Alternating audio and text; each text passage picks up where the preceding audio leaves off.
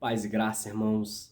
Chegamos no livro de número 61 da Bíblia. É também uma carta, é a segunda carta do apóstolo Pedro. É uma carta bem rápida, é uma carta que ele escreve já no fim da sua vida. Ele tem a convicção de que ele em breve partirá. Ele diz que em breve deixará este tabernáculo, ou seja, deixará a sua carne, o seu corpo, para estar com o Senhor. Então ele dá as últimas instruções aqui para a igreja, para os discípulos e para a comunidade de fé ali do primeiro século. E ele começa a falar a respeito da importância de termos um pleno conhecimento de Cristo, para que nós venhamos a aumentar no conhecimento de Cristo, para que a gente tenha a convicção de quem somos nós em Deus. E ele fala que nós nos tornamos coparticipantes da natureza divina. Olha que maravilha, irmãos. Isso ele fala no capítulo 1, no verso 4, que nós nos tornamos coparticipantes da natureza divina. E por isso devemos deixar as corrupções das paixões que há no mundo. Nós devemos ter a nossa fé associada à virtude, à prática de boas obras. E também com a virtude nós devemos associar ao conhecimento. E o conhecimento devemos associar ao domínio próprio. E por que ele fala disso? Que é necessário a fé, a virtude, a prática de boas obras e também o conhecimento. Porque já no primeiro século ali da era cristã, muitos falsos mestres se levantavam no meio da igreja para induzir os cristãos ao erro. Então era necessário ter um pleno conhecimento do Senhor Jesus, daquilo que ele fez e ensinou, para que nós não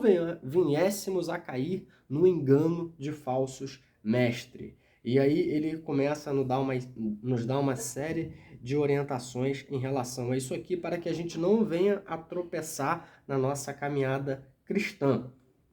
Pois bem, e ele fala que ele foi testemunha ocular da majestade de Cristo, lá no Monte da Transfiguração, lembra? Em Mateus 17, quando Jesus aparece ali transfigurado no seu corpo glorificado, aparece ali juntamente com ele Moisés e Elias. E ali Jesus ele aparece na sua forma glorificada.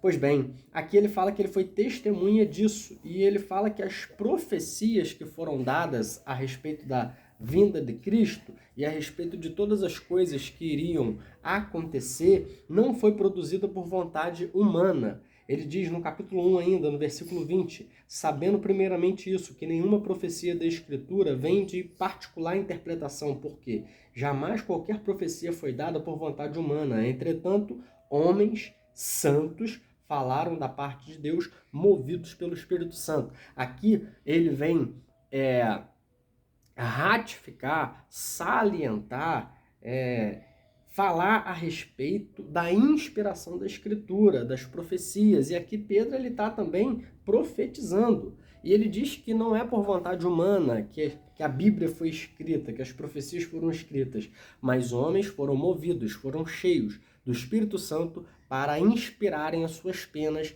para escreverem o texto sagrado para a nossa orientação.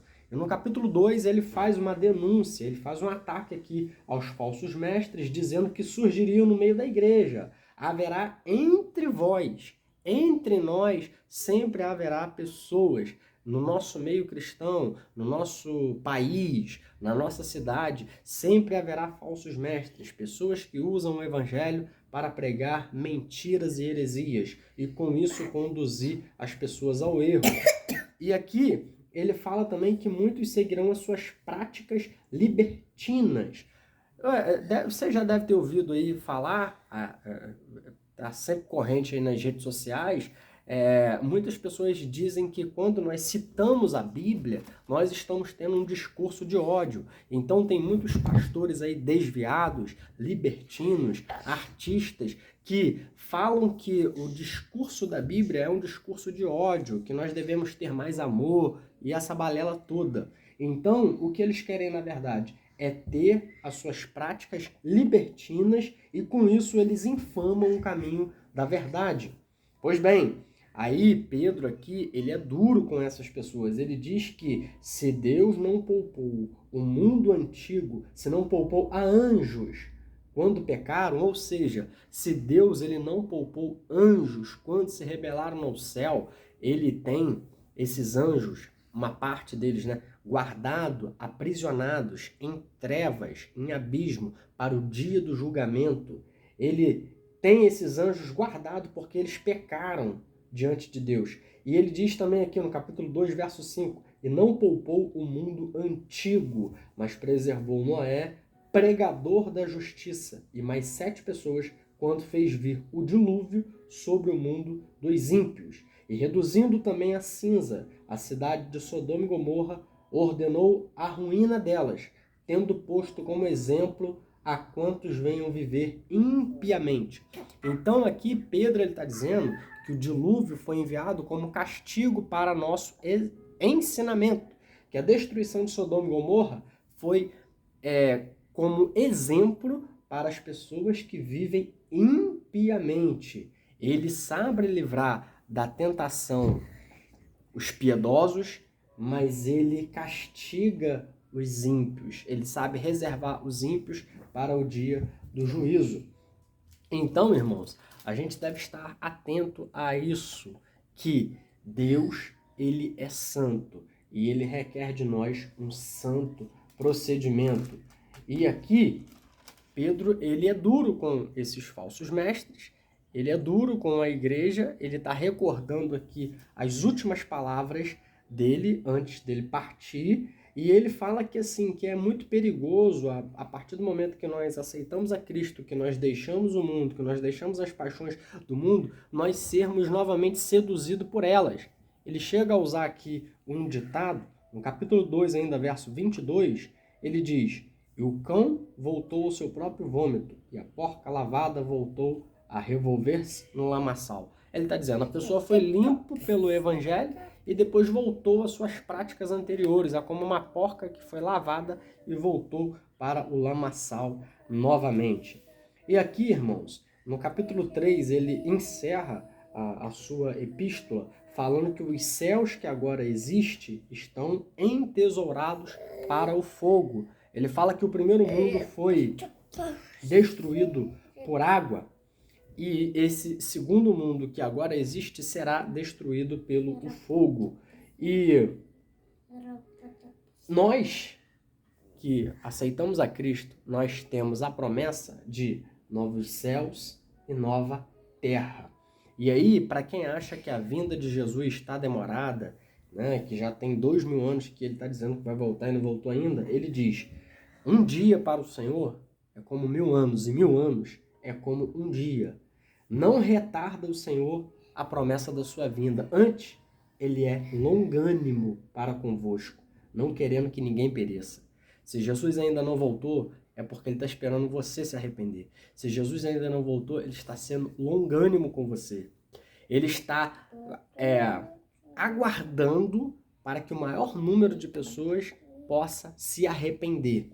E com isso também ele vai provando aqueles que são fiéis, porque aqueles que não são fiéis abandonam no meio da caminhada. Então o próprio tempo peneira aqueles que são de Deus e aqueles que não são de Deus.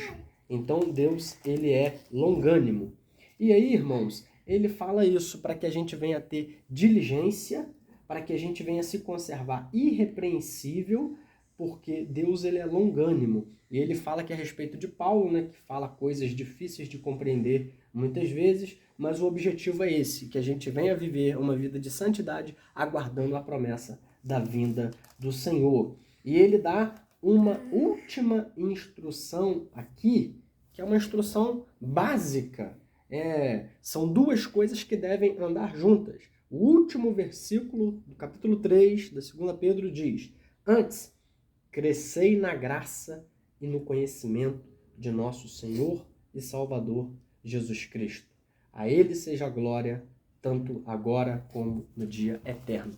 Crescer na graça e no conhecimento do Senhor.